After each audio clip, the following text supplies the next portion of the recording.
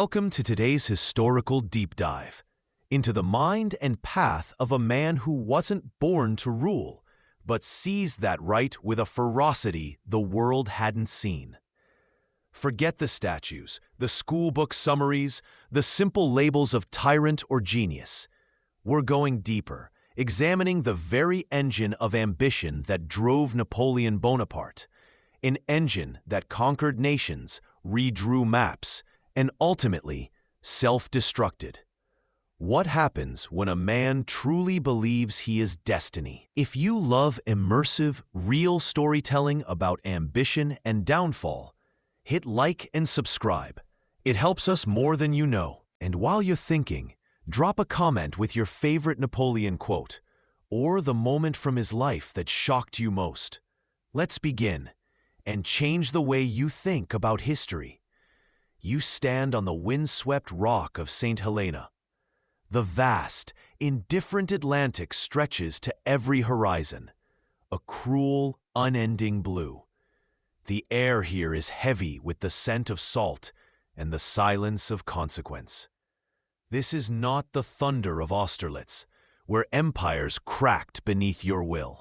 This is not the clamor of Paris, where crowds roared your name and the weight of the world felt like a crown. This is exile. This is the profound, quiet final act for a man who once commanded continents, dictated the fates of kings, and saw Europe as his personal chessboard. You look at the small, isolated house, Longwood. A cage, isn't it? Built by the world, by the combined fear of empires, for the eagle who flew too high. How did the master of Europe, the architect of empires, the man who wrote his name across the map in blood and glory, end up here? Reduced to the indignity of pacing gardens under the watchful eyes of jailers, dictating memoirs that reshape history even as he lives its quiet, bitter conclusion. It is an irony sharp enough to draw blood. The man who controlled everything now controls nothing but the narrative he leaves behind. The question hangs heavy in the damp air. What path, what specific choices, what internal shifts led from the dazzling pinnacle of power, from Lodi, from Marengo, from the son of Austerlitz, to this profound, inescapable solitude? Was it merely fate, the turning of the wheel? Or was it something inherent in the very nature of his ambition, a principle that lifted him to impossible heights, only to contain the seeds of his catastrophic fall? Like Icarus, perhaps, but instead of wings of wax, his were forged from pure, unyielding will. This is not just a story of rise and fall, a simple historical account. It is an autopsy of the ambition that crowned itself, believing it could defy gravity forever. We will dissect the moments, the decisions, the often shocking insights that reveal the man behind the myth, the brilliant strategist, the shrewd politician, the flawed human being trapped by the very greatness he forged. You are a slight, intense young man, a stranger in a strange land. The chilly air of mainland France bites, but the cold shoulders of your peers at the military academy bite deeper. They laugh at your accent, the hint of Corsica clinging to your French like damp wool. They see a provincial islander, resentful of the kingdom that absorbed his home. You see them, sons of privilege, their paths smoothed by names and titles. You have none of that. Your currency is intellect. Your fuel is grievance, and your engine is an ambition that burns with a furious, silent heat. This isn't the gentle flicker of inherited duty or expected success. This is the bonfire of the outsider. You devour books, history, philosophy, mathematics, the intricate dance of artillery strategy. While others might idle, you are forging yourself, molecule by molecule, into something sharp, something indispensable. Every slight, every moment of mockery is hammered into resolve. You understand, with chilling clarity, that in this world of old names and inherited power, your only leverage is sheer, undeniable competence forged by relentless effort. This isn't just learning, it's weaponizing knowledge, preparing for a battle for relevance long before you command troops. Think of it as a siege. The world outside is the fortress, and your mind is the cannon you are painstakingly building, loading it with data, theory, and the desperate hunger to prove them all wrong. The insight here is profound in its simplicity. The colossal engine of exceptional achievement is often not born from innate superiority, but from a deep, aching need to overcome perceived limitations. Disadvantage becomes not a barrier, but the very friction that ignites the fire of relentless drive. It's a pragmatic force, focused on survival, mastery, seizing opportunity wherever it glints. This early ambition is pure, unadulterated hunger for recognition, for control, for a world that will finally see you on your own terms. Consider the irony. The very system that looked down on you was unwittingly providing the crucible in which the man who would eventually reshape it was being forged. Those snickers in the academy halls, they weren't just insults. They were fuel pellets for the furnace of your resolve. You weren't born into the center of power. You had to fight your way there from the periphery. This struggle instills a unique understanding of both fragility and opportunity, a ruthlessness born of necessity. Here is the critical reflection. This initial drive, born of scarcity and the need to overcome, feels almost noble in its purity, a testament to human resilience. But what happens when the scarcity is gone? When the recognition is absolute? When the power is intoxicating? What does that pure, unadulterated hunger become when it no longer serves survival, but feeds an insatiable ego? Ask yourself, does the engine of ambition change its nature once the uphill climb becomes a triumphal march? Or does it simply consume everything in its path, including the very qualities that made the ascent possible? This Corsican outsider, burning bright with the fire of exclusion, is about to step onto a stage far grander and more corrupting than he can yet imagine. Fast forward to Italy, 1796. You are with the ragtag army of Italy, hungry, unpaid, demoralized. Their uniforms are patched, their bellies empty, their spirit flagging. They are an army forgotten by Paris, clinging to mountain passes and weary of a war that seems endless. Then he arrives, General Bonaparte. He's young, absurdly young, younger than most of his grizzled generals. You eye him skeptically. What can this pale, intense Corsican do? But then he speaks, not in the formal, distant tones of old aristocracy, but with a fire that seems to ignite the damp Italian air. His proclamation rings out. Soldiers, you are naked, ill-fed. I will lead you into the most fertile plains in the world. Rich provinces, great cities will be in your power. It's a gamble, a colossal promise to men who have nothing left to lose. And yet, something shifts. Hope, sharp and dangerous, pierces the cynicism. He doesn't just talk, he acts. The campaigns that follow are a blur of speed and audacity previously unseen. It's not just marching, it's lightning. His small, ill-equipped army moves faster than any professional force of the era. He throws away the old textbooks, dividing his forces only to concentrate them at the decisive point. A radical concept that baffles his Austrian opponents. You witness it firsthand at places like Montenotte, Dago, Lodi, Castiglione, Arcole, Rivoli. Each victory is a hammer blow, shattering the old order, not just militarily, but psychologically.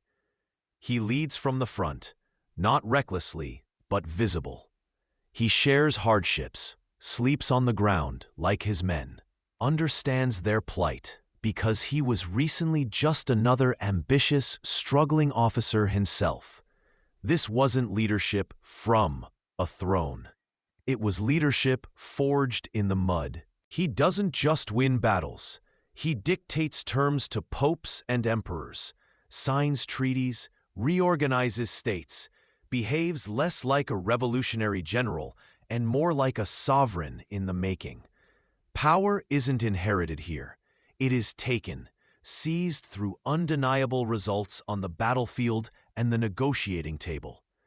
He proves his authority through sheer, terrifying competence and an almost mystical ability to turn desperate situations into triumph. This phase reveals the foundational truth of Napoleon's initial rise.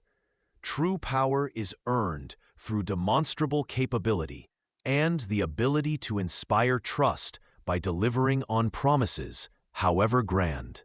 His troops adored him because he shared their hardships and, crucially, delivered victory and plunder.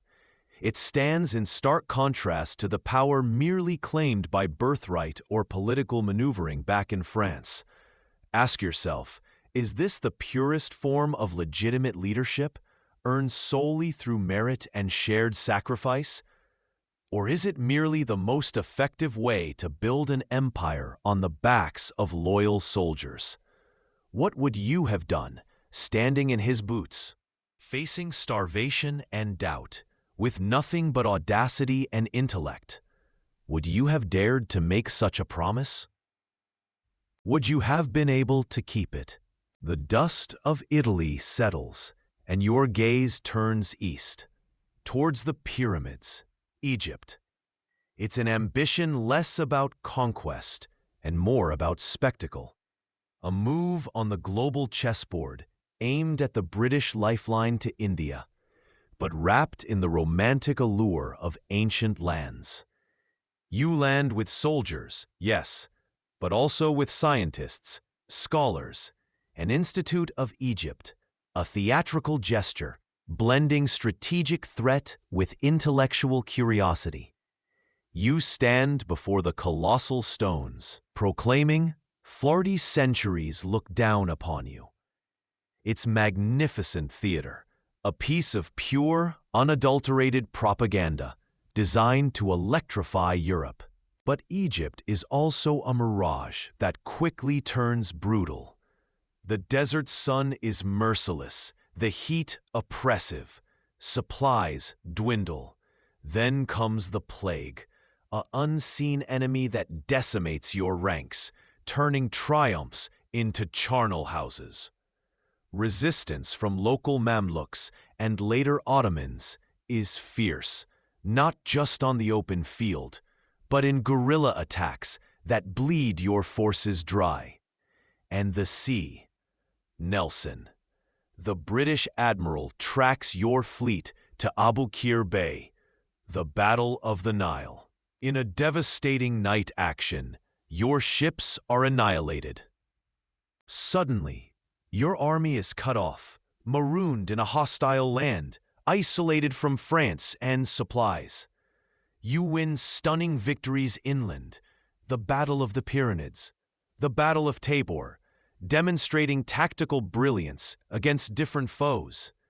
Yet, these land victories are ultimately hollow against the strategic disaster at sea and the unrelenting environmental and biological realities.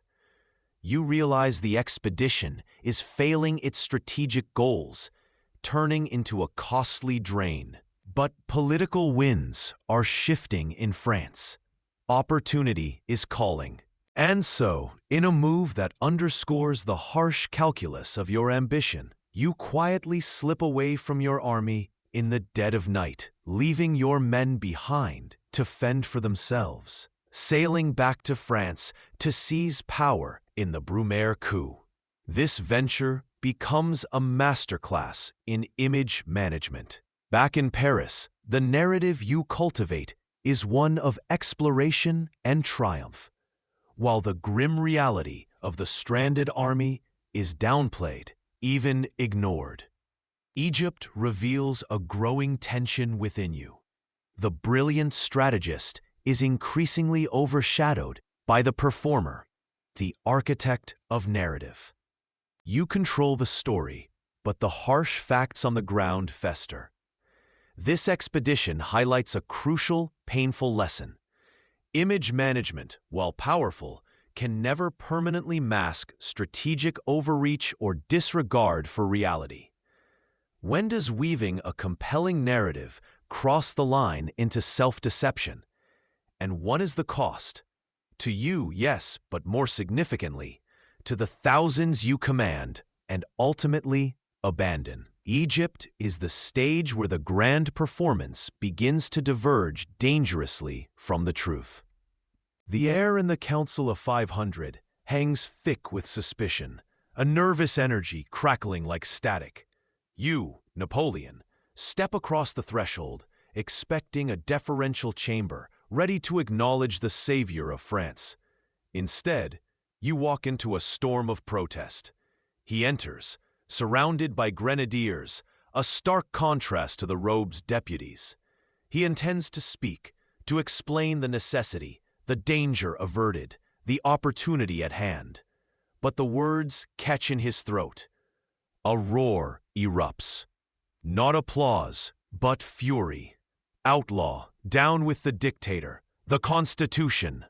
They surge towards him, a wave of outraged politicians, stripping away the battlefield glory, exposing him in this unfamiliar arena. They jostle him, rip at his clothes. He looks for a terrifying moment, vulnerable, exposed, a soldier out of his depth, facing an enemy he can't simply charge. This isn't the triumphant march into power history often paints. It's an awkward, near-failed scramble. He stumbles back, pale and shaken, whisked away by his loyal soldiers before the situation escalates further into physical violence. The plan, the coup, teeters on the brink of collapse, dissolving into chaos and humiliation. Inside, the deputies declare Napoleon an outlaw, sealing his fate unless something drastic happens. This was the messy reality behind the myth. Power wasn't handed over. It had to be wrestled for and nearly slipped from his grasp in this undignified scuffle. The saving grace arrives not through strategic genius, but through sheer nerve and circumstance. His brother Lucien, presiding over the council, steps onto the platform outside, speaking directly to the troops gathered there. With dramatic flair, he paints a picture of deputies attacking Napoleon with daggers, a lie, but potent, of traitors manipulating the council. He calls upon the soldiers to clear the hall, to save liberty. The bayonets glint in the light as the grenadiers, their loyalty absolute, march in and force the deputies out at sword point. The council is dispersed, literally kicked out of existence. Power is seized not by vote, not by eloquent persuasion, but by the cold, hard reality of armed force. This clumsy, chaotic power grab, relying on opportunism, quick lies, and military muscle, reveals a fundamental truth about his ambition. It was utterly pragmatic. When legitimacy failed, force was the readily available substitute. The opportunity was there. France was unstable, and he was willing to abandon any pretense of legality or smooth transition to grasp control. Ask yourself, was this chaotic seizure justified by the perceived need for strong leadership in a failing state? Does the greater good, or one man's conviction of it, ever license the abandonment of legal or ethical constraints to take power? The man who would bring order to Europe began his reign in a moment of profound, undignified chaos, saved by bayonets and a bold lie. The scent of ink and paper replaces gunpowder. You are Napoleon Bonaparte, not on a windswept battlefield, but hunched over a desk in the Tuileries Palace. The title is First Consul, but the reality is Administrator-in-Chief. You work 18 hours a day, sometimes more, the revolutionary chaos outside demanding structure, demanding order. You are not merely signing documents. You are rebuilding a shattered nation, brick by bureaucratic brick. Watch him. See the intensity in his eyes as he chairs council meetings, not just dictating, but drilling into the minutiae of finance, the complexities of legal reform, the blueprint for national education. This era isn't defined by cavalry charges, but by the quiet, relentless force of administrative will. It's a surprising pivot for the celebrated military genius, finding a different kind of conquest in ledgers and legislation. He is a whirlwind of competence. The Bank of France is established, stabilizing a volatile economy. Administration is ruthlessly centralized, cutting through years of post-revolutionary confusion, creating a machine that can actually govern. Roads are built, canals dug, infrastructure that physically connects the fractured republic. He even navigates the treacherous waters of religious division, negotiating the Concordat with Pope Pius VII, restoring a fragile peace with the Catholic Church after a decade of hostility. But his most enduring creation isn't a victory won by cannons. It's a victory won by pens and debate. He personally oversees the creation of the Civil Code, the Code Napoleon. For centuries, France had a patchwork quilt of regional laws, confusing and often contradictory. Now, under his relentless drive, a unified, clear, and remarkably modern legal framework takes shape. It guarantees property rights, establishes civil marriage, lays the foundation for much of modern European law. This isn't just governance. It's the creation of a societal operating system that would outlast his empire. His power in these years flows not just from military reputation, but from delivering tangible results. Stability replaces anarchy. Prosperity, however unevenly distributed, begins to return. The nation breathes a sigh of relief. Here is a crucial insight. Lasting influence often isn't forged in the heat of battle, but in the careful, often tedious work of building functional systems. While the world remembers his campaigns, it is the civil code that echoes in courtrooms today across the globe. This period forces a difficult reflection. His path to power, seizing it in a coup, was undeniably questionable. Yet he uses that power to bring effective governance, order, and stability to a nation reeling from revolution. Ask yourself, is effective governance its own form of legitimacy? When faced with chaotic liberty or orderly strongman rule that provides tangible benefits, which path would a weary populace choose? The consul's competence offers a challenging paradox to the ideals of democratic legitimacy. But beneath the surface, the shadows lengthen. Despite the glory, despite the apparent stability, France is a viper pit of conspiracy. Royalists dream of turning back the clock. Jacobins scheme for a purer, bloodier revolution. You are the rock in the storm, but the waves crash relentlessly. Suddenly, the carriage lurches violently. A deafening roar tears through the Christmas Eve air. 1,800. An infernal machine. Barrels of gunpowder and shrapnel packed onto a cart explodes just moments after you pass. The The streets erupt in chaos. Bodies lie in the debris. You survive, shaken but alive. It was a near thing. This wasn't just an attack. It was a statement. A brutal reminder that your life is a constant target. The crackdown is immediate, unforgiving. Hundreds are arrested, some innocently caught in the dragnet, swept up in the state's desperate hunt for enemies. In the name of security, liberty is once again a negotiable luxury. Later, Hekegru Kadudal plot surfaces, an alleged alliance between disgruntled revolutionary generals and hardline royalist agents, reportedly planning your kidnapping or assassination. These aren't abstract threats. They are knives aimed directly at your throat, at the fragile stability you've built. This relentless tension, this tangible sense of being hunted, gnaws at you. It fuels a chilling realization. The entire edifice of the consulate, this carefully constructed piece, rests precariously on your single life. If you fall, France plunges back into anarchy or worse, Bourbon rule. The consulate, designed for a temporary savior, feels terrifyingly vulnerable. It isn't permanent.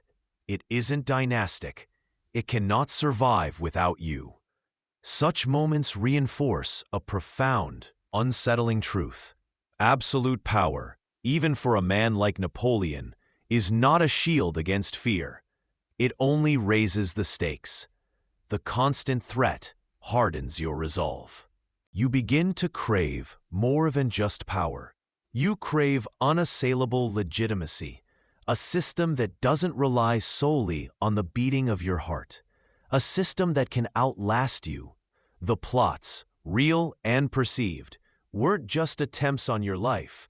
They were architects of the empire, etching the blueprints of dynasty onto your mind with gunpowder smoke and the cries of the accused.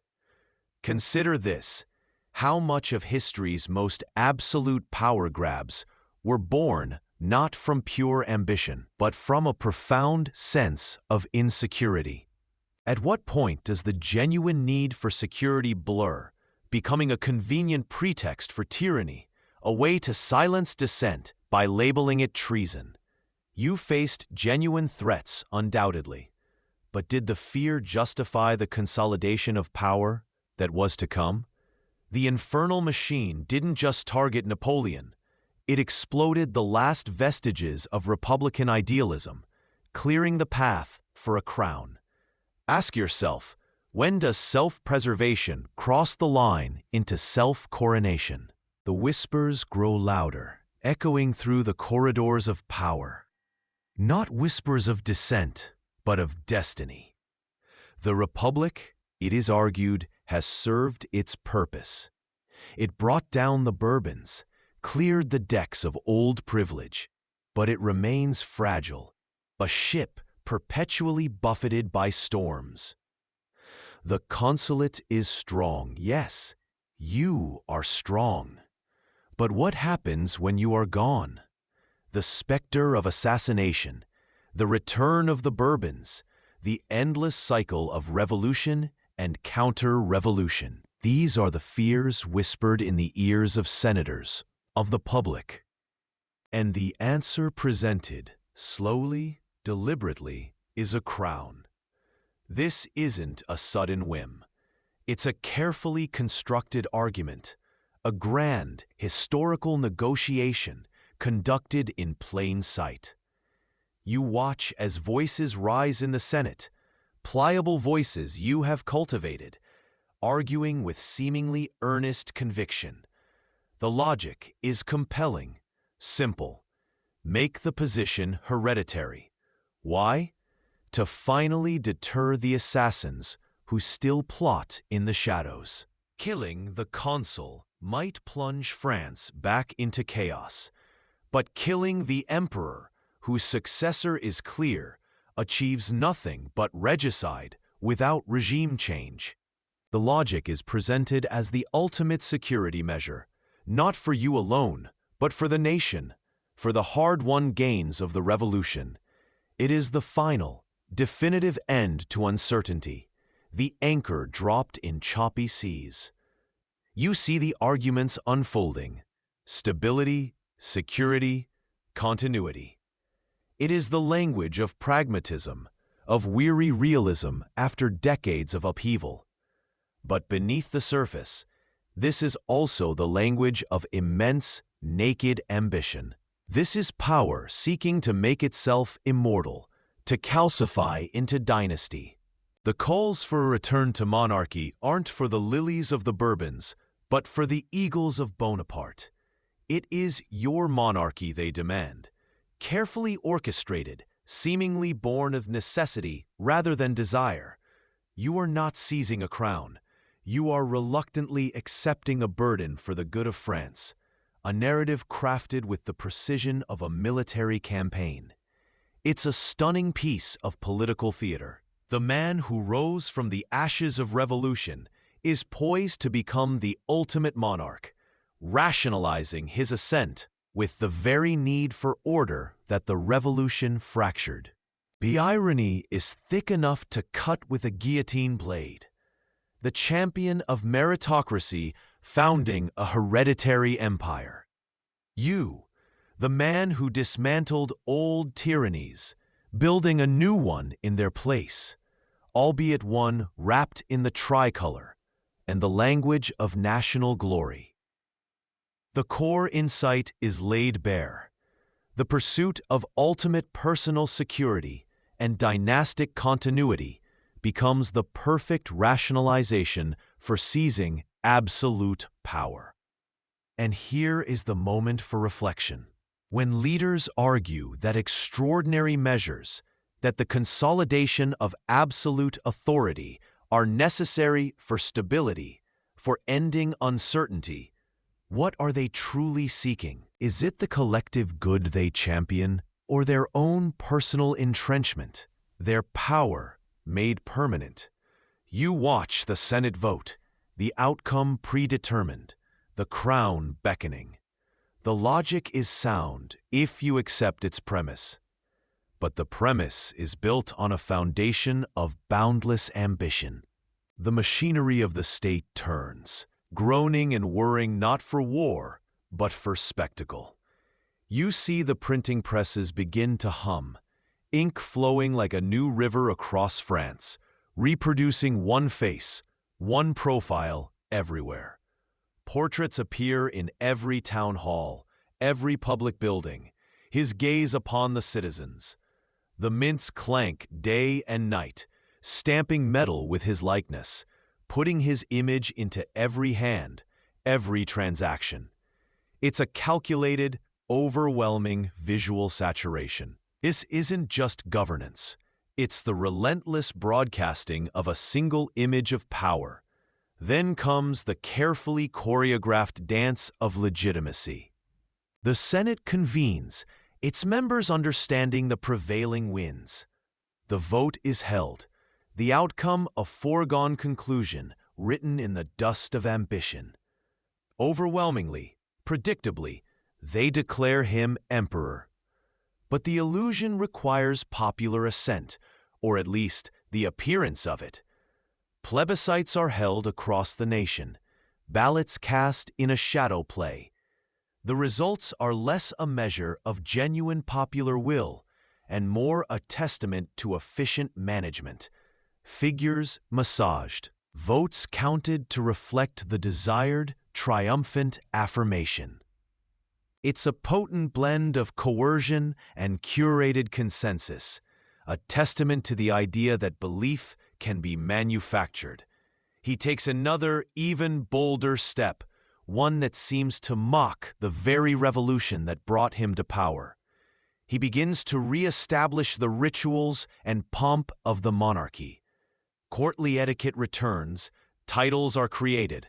A new aristocracy begins to form around the revolutionary general. The Tuileries Palais, once a symbol of overthrown royalty, now buzzes with the ceremonial hum of an imperial court. It's a jarring, almost unbelievable transformation. the man who benefited from the guillotine's blade, now resurrecting the very forms it was meant to destroy.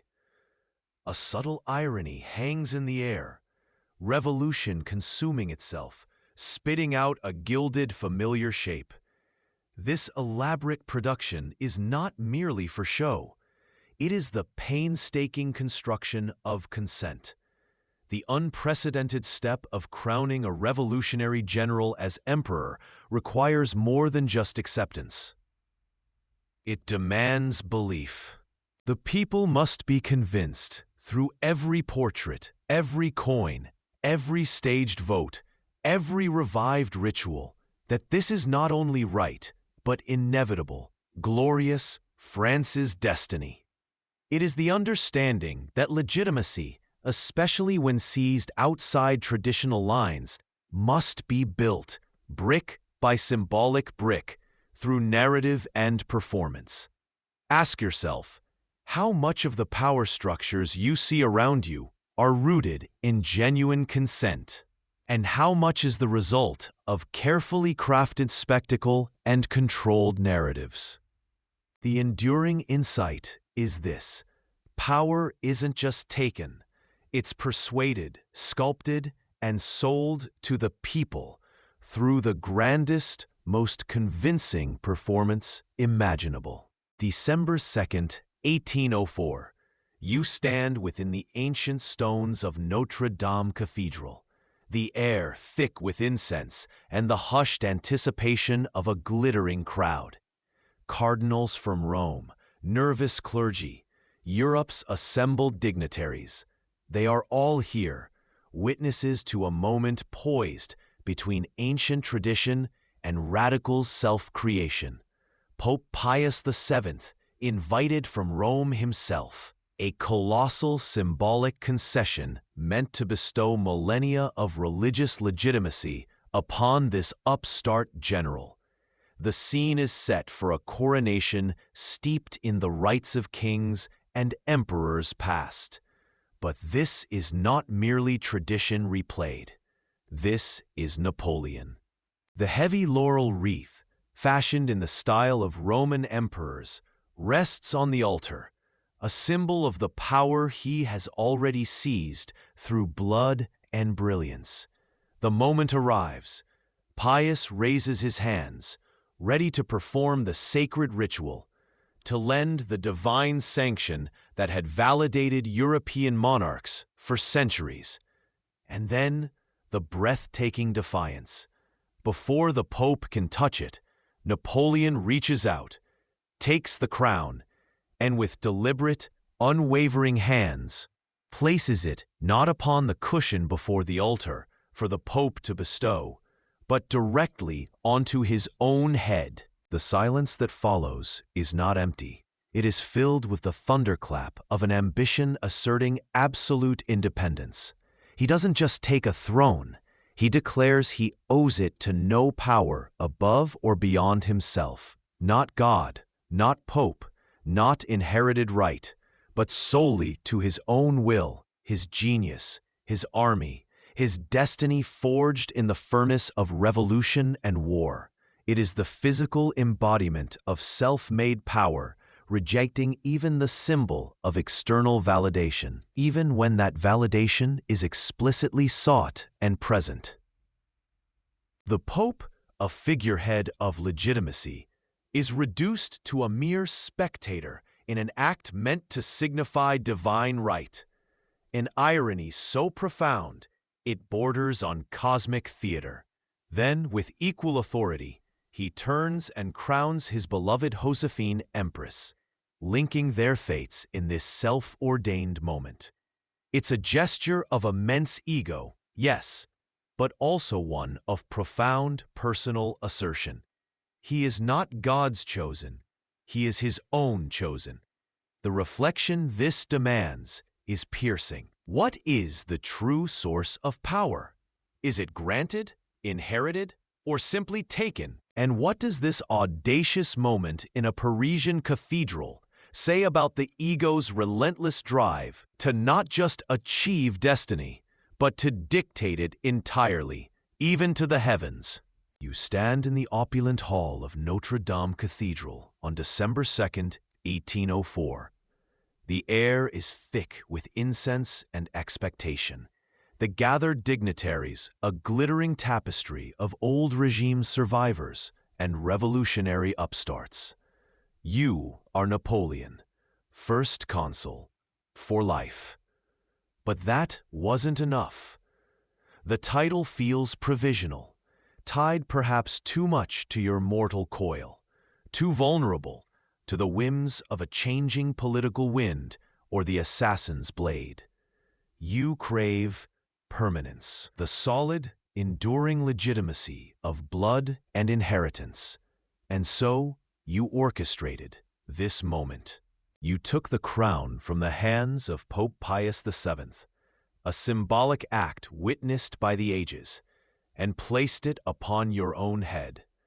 You then crowned your Empress, Josephine.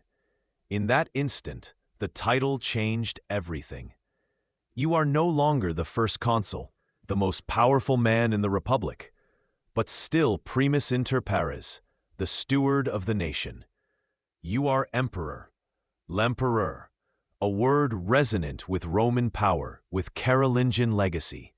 This is the profound transformation. The nature of the power you seek fundamentally shifts. It is no longer about restoring order through competence, about being the indispensable man who pulls France from chaos. Now, it's about establishing a permanent, hereditary imperial structure. You are building a dynasty, a new bloodline intended to rule France for centuries. The Republic, the very entity you swore to serve and protect, is subtly but irrevocably dissolved into your person, your family, your imperial ambition. The lines blur until they disappear entirely. You are the state. To buttress this newfound imperial majesty, you recreate the structures you fought a revolution to dismantle. A new nobility rises from the ashes of the old, not based on ancient lineage, though some old families are shrewdly brought back into the fold, but on service and loyalty to you. Your marshals, battle-hardened veterans, forged in the crucible of revolutionary wars, are rewarded with duchies, principalities, immense wealth, and grand titles. Davout becomes Prince of Eckmühl, Berthier becomes Prince of Neuchâtel, Ney, Duke of Elchingen. Your brothers and sisters are installed on thrones across Europe. Joseph in Naples, then Spain, Louis in Holland, Jerome in Westphalia, Elisa in Tuscany, Caroline in Naples after Joseph's move. The revolutionary ideal of meritocracy, the belief that a man's worth was in his talent and service, gives way to a new form of hierarchy, one centered entirely around your person and your family. Merit is now primarily valued as a means to serve and elevate the imperial house. The court at the Tuileries, once the seat of Bourbon monarchy, becomes a stage for rigid etiquette and ceremony. Protocols are established, precedence is debated. Courtly life, with its elaborate rituals and hierarchies, is meticulously reconstructed. It is an almost desperate attempt to mimic the ancient courts of Europe, to gain acceptance and legitimacy among the established monarchies by adopting their forms, while simultaneously creating a new, your own, imperial tradition. There's a tragic irony here. You, the child of the revolution, who rose through sheer force of will and military genius, are now wrapping yourself in the very silks and ceremonies designed to insulate hereditary rulers from the masses. This pursuit of dynastic legitimacy, while aimed at securing stability for the future you envision, begins to change the very fabric of your support base. The bonds forged in revolutionary camps, the camaraderie of shared Republican ideals, are subtly replaced by the distance of hierarchical ranks and the silent resentments that privilege can breed. You are no longer primus inter pares, walking among your soldiers and citizens as the chosen leader. You are the emperor, elevated and somewhat isolated by the weight of your crown and the manufactured distance of courtly life. Ask yourself, does this desire for a lasting legacy through bloodline, through installing your family on thrones, ultimately undermine the very achievements, the military victories, the administrative reforms, the legal codes that created this opportunity in the first place? By tying France's destiny so explicitly to your family name, are you making the edifice more fragile, not less? You sought permanence, but perhaps you simply built a more tempting target. The principle has shifted from restoring order through competence to establishing a permanent, hereditary imperial structure. And with that shift, the seeds of future instability are sown. The emperor, now distant behind layers of ceremony and title, begins to lose the direct connection that had been the source of the first consul's strength. You stand on the Pratzen Heights, December 2nd, 1805. Exactly 1 year ago, you placed the crown upon your own head, an act of defiance against tradition and a declaration of self-made destiny. Now, the cold morning mist hangs heavy below, obscuring the thousands of soldiers you command, and the thousands more of the combined Austrian and Russian armies arrayed against you. This isn't just a battle. It's a referendum on that coronation. It's a demand from the old monarchies, and perhaps even a lingering doubt in the hearts of your own people. Is he truly emperor, or just a highly successful general playing dress-up? The answer, you've decided, will be written in blood and etched in victory. The enemy, confident and arrogant, is falling for your trap. You've deliberately weakened your right flank, drawing their main force down into the low ground, leaving the crucial heights. The Pratzen Plateau you stand upon, exposed. It's a dangerous gamble, calculated to perfection. Below, the muffled sounds of distant fighting begin, the bait being taken. Your Imperial Guard and key corps are hidden, waiting. And then, as if on cue, the sun begins to break through the thick fog, bathing the heights in a golden light, while the valleys remain shrouded. The son of Austerlitz, a moment that will pass into legend, a symbol of divine favor for the emperor who dared to create his own throne. This is the moment. Attack the heights. The order goes out. Your soldiers surge forward, climbing the slope the enemy so foolishly abandoned. The Allied center shatters. What follows is not just a victory, but a complete, devastating rout. The enemy is caught between your forces on the heights and the frozen lakes below. Artillery pounds the ice. Men and horses plunge into the freezing water. It is annihilation on an epic scale, a military masterpiece painted on a canvas of frozen fields and shattered armies. Austerlitz is more than just a strategic triumph. It is the ultimate act of self-validation. You are not emperor by birthright, nor by the acclamation of ancient institutions. You are emperor because you command destiny on the battlefield. This victory silences the skeptics among Europe's royalty, forces the proud Austrian emperor to beg for terms, and leaves the Tsar reeling. It tells the world, in thunderous cannonades, that the power you seized is legitimate, not because someone else granted it, but because you proved you could wield it like no other. You didn't inherit authority. You conquered it. But look closely at the blinding light of the son of Austerlitz.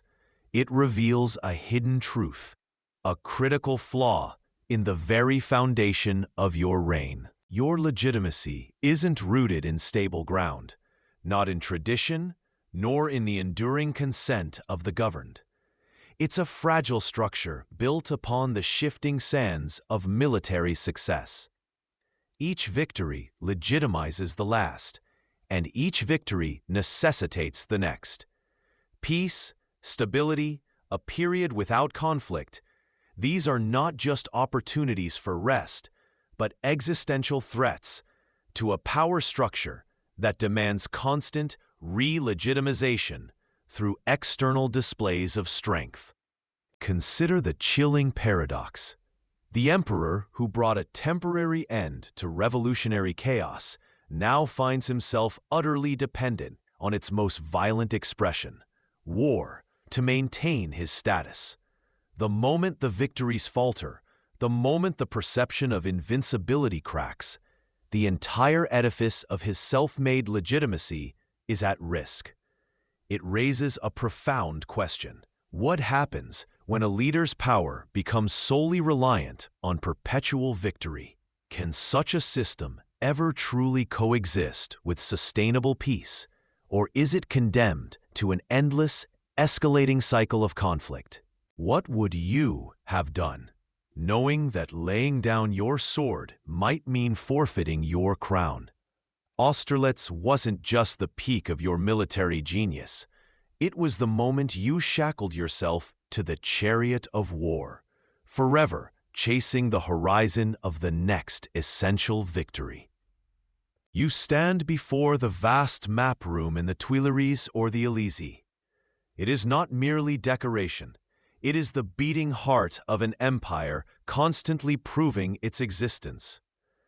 After claiming the imperial crown, the whispers begin. Is he truly legitimate?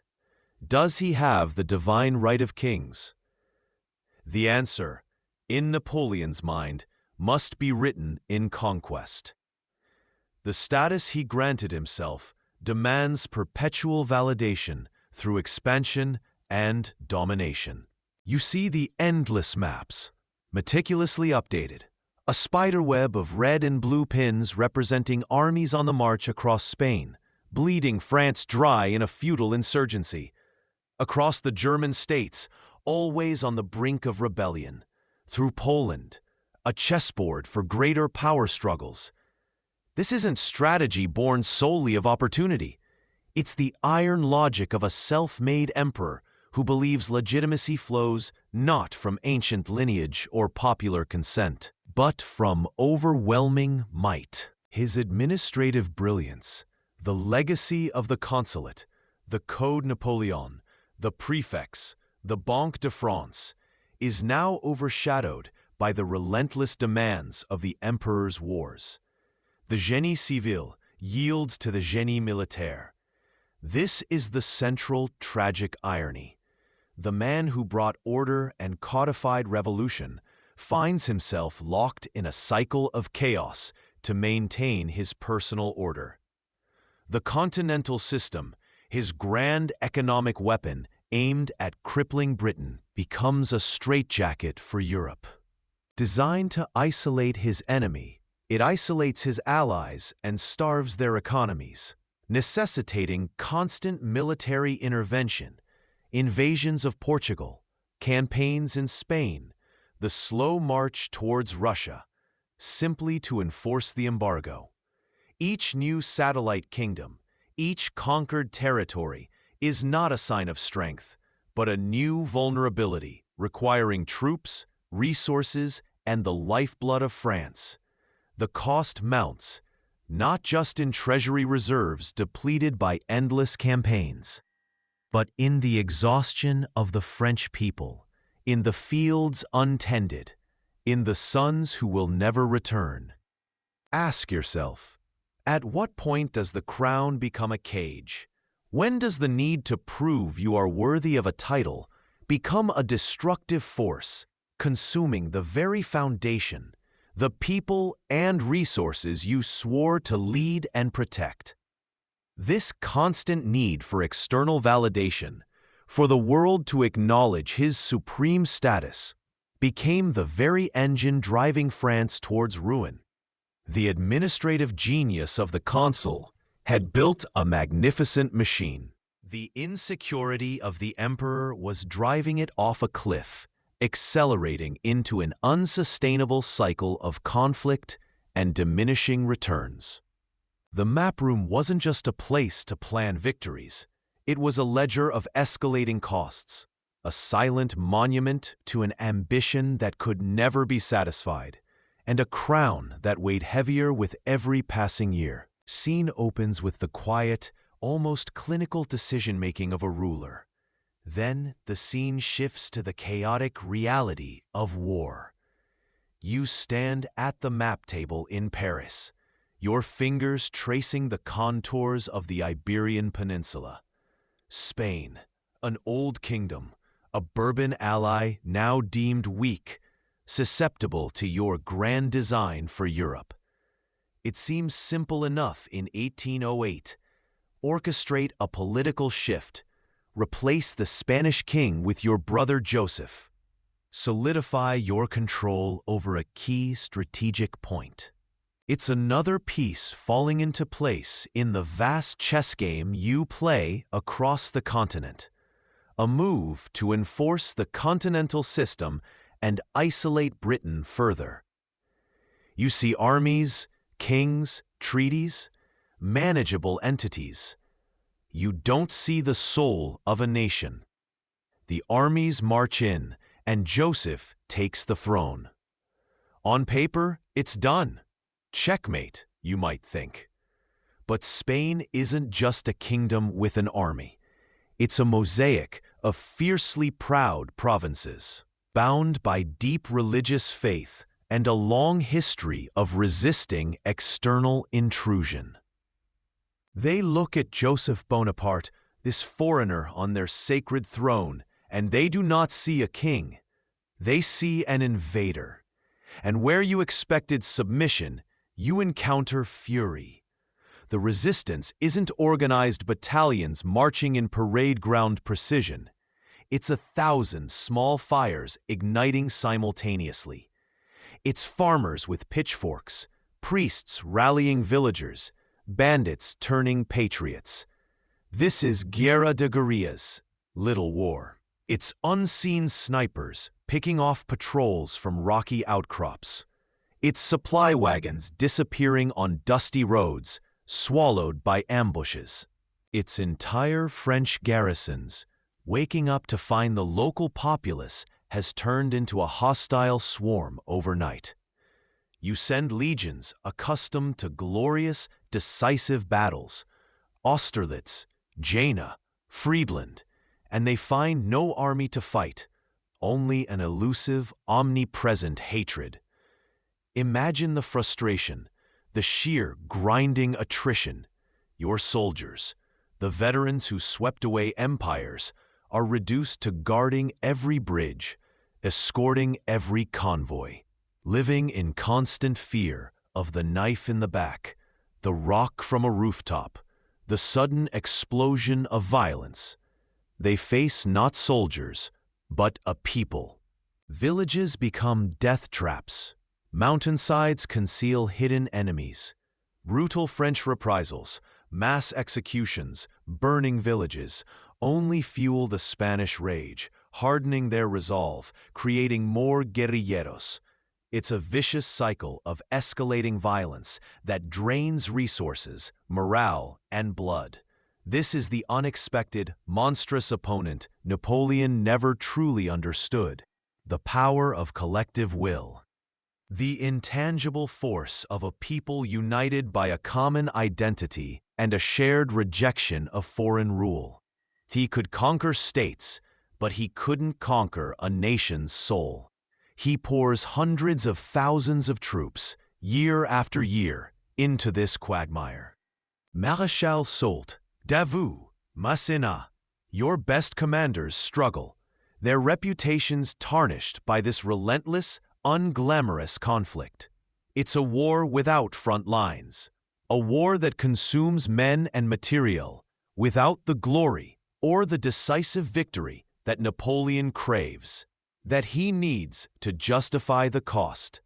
You watch your finest troops tied down, bleeding white, in a land that gives nothing back but defiance.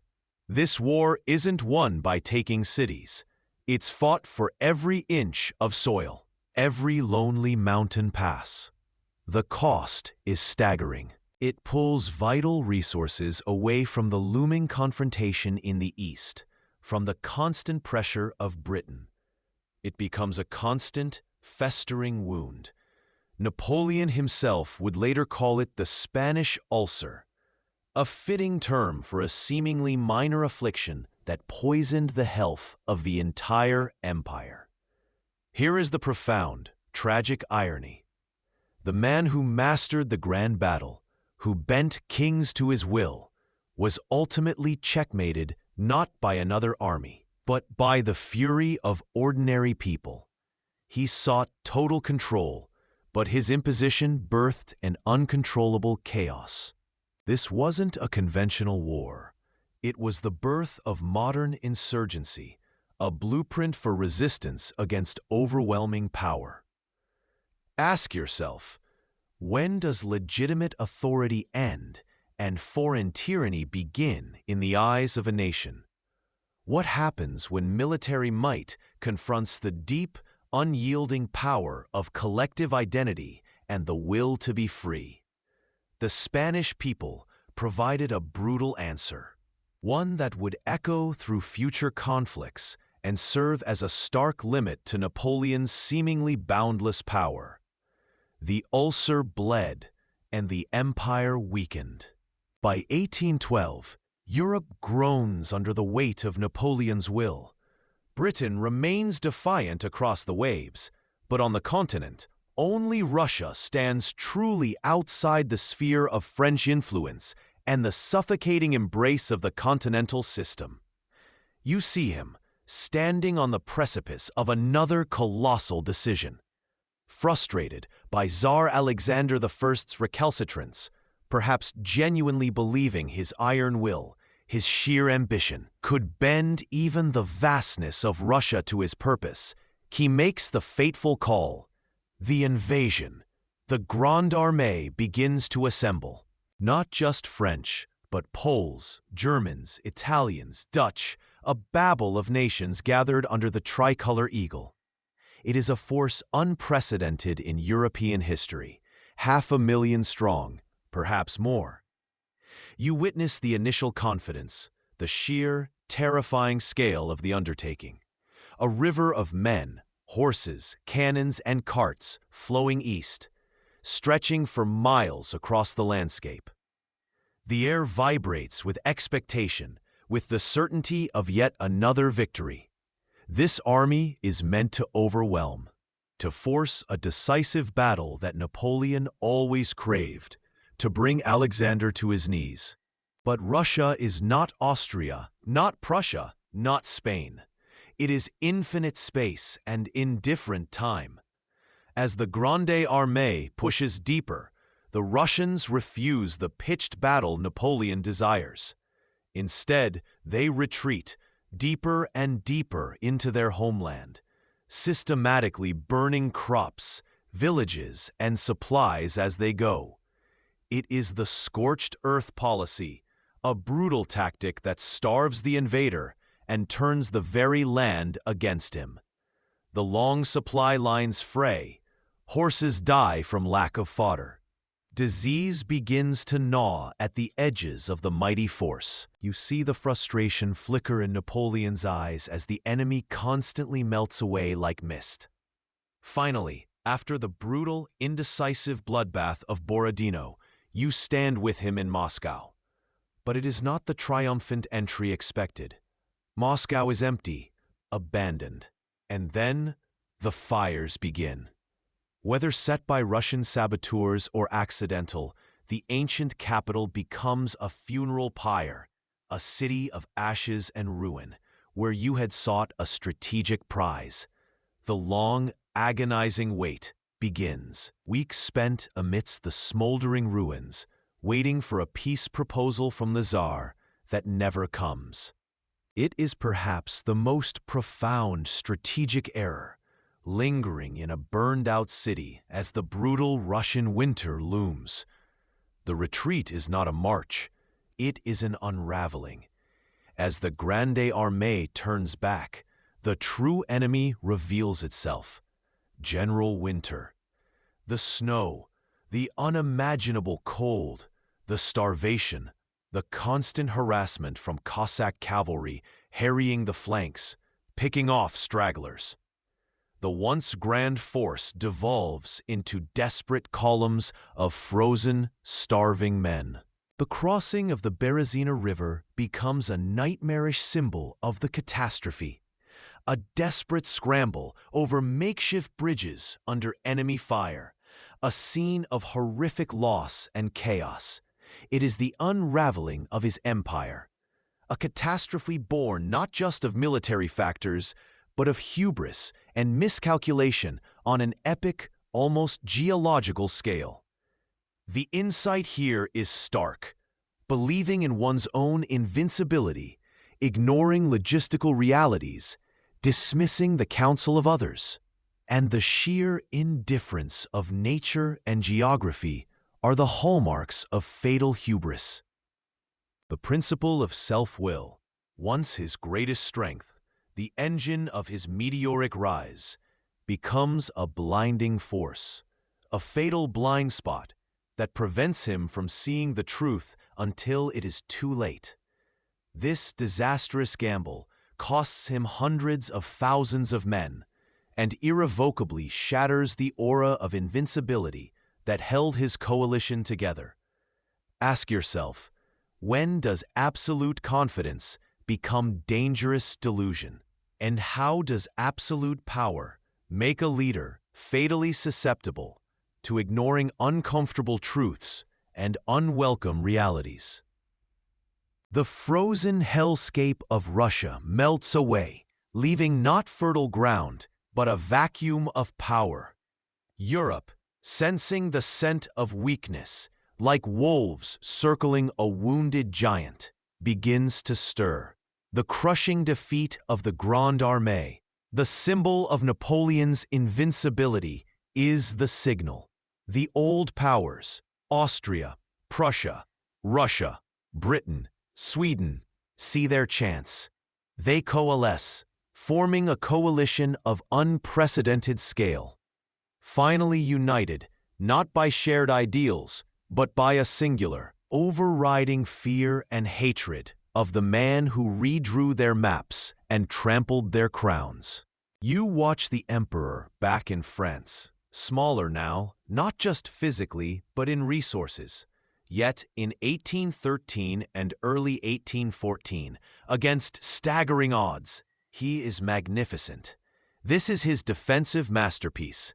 He maneuvers brilliantly on French soil, fighting battles where his tactical genius shines through the fog of war.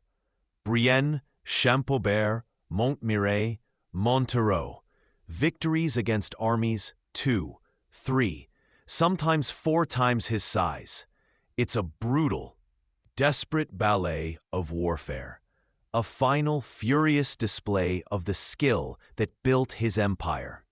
He is fighting for his crown, his legacy, perhaps even his life. But numbers are a relentless tide.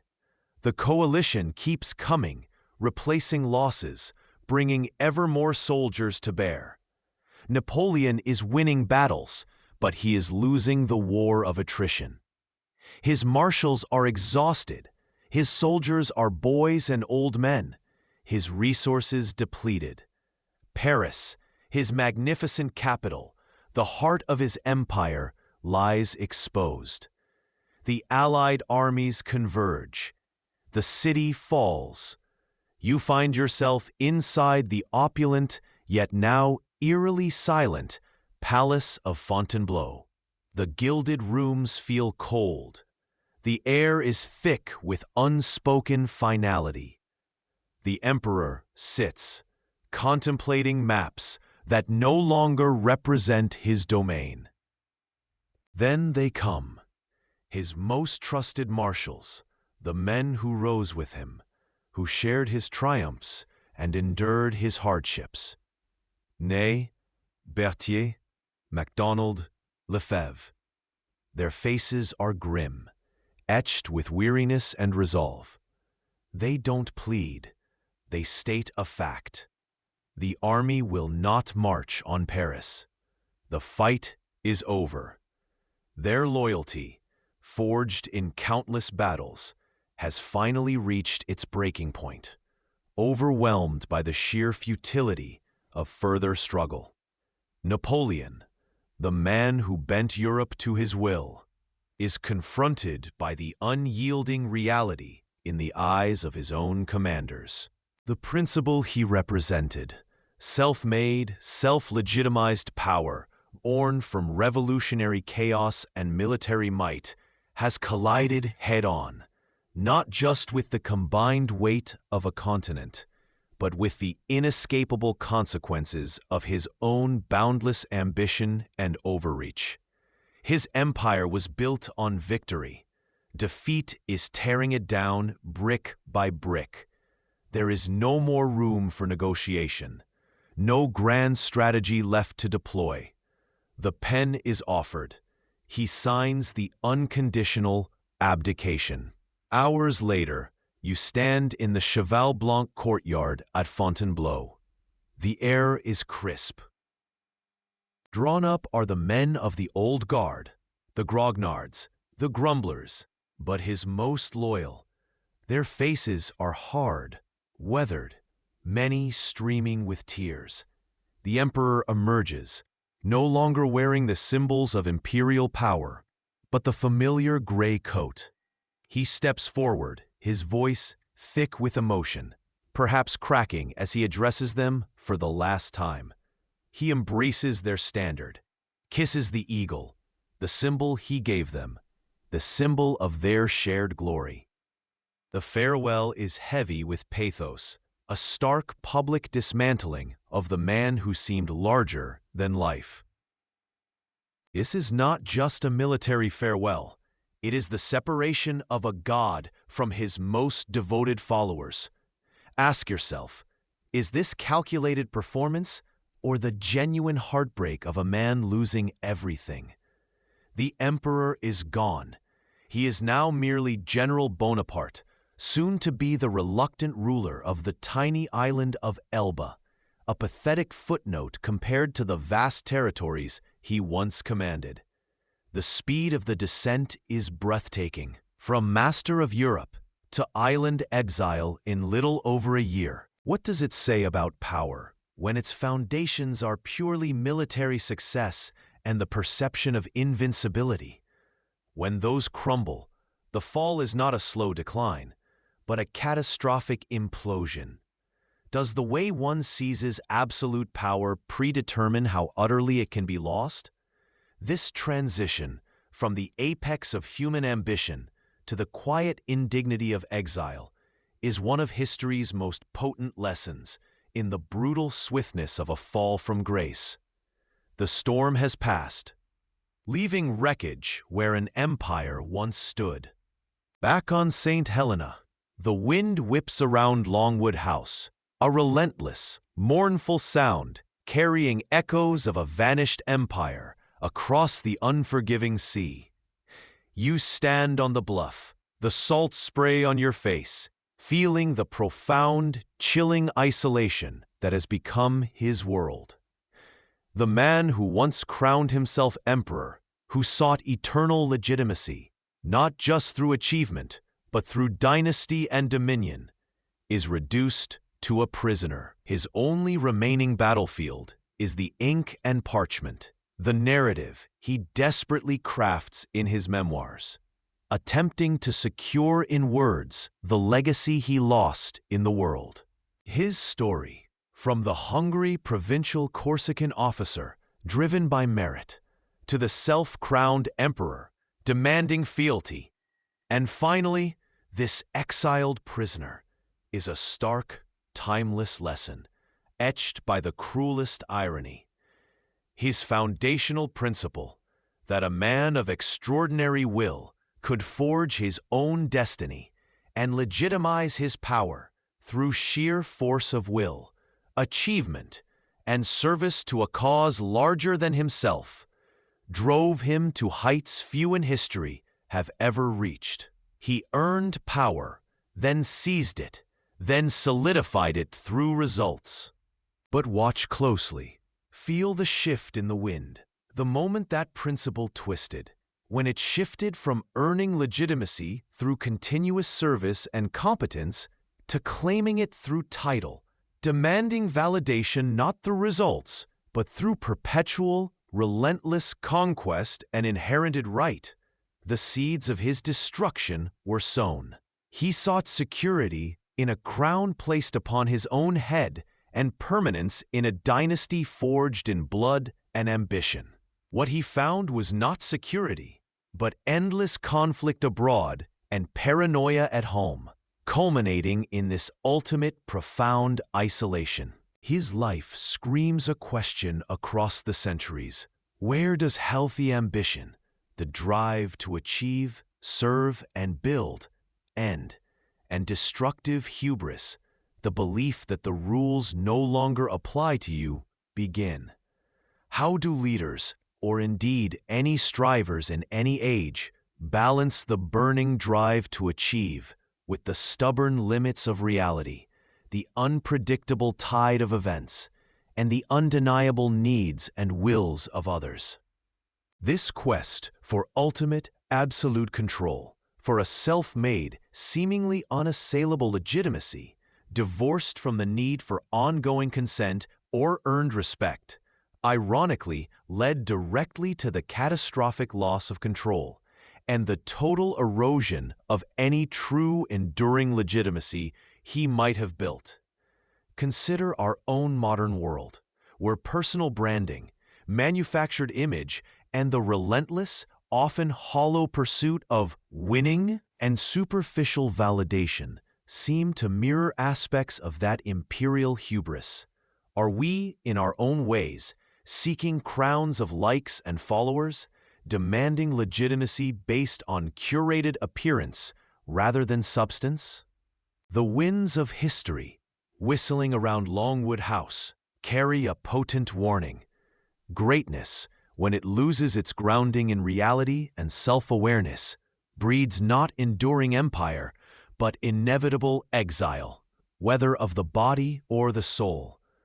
As Napoleon himself might have reflected in his final bitter solitude, looking back on his own incredible, tragic trajectory, understanding the terrible cost of his fatal shift.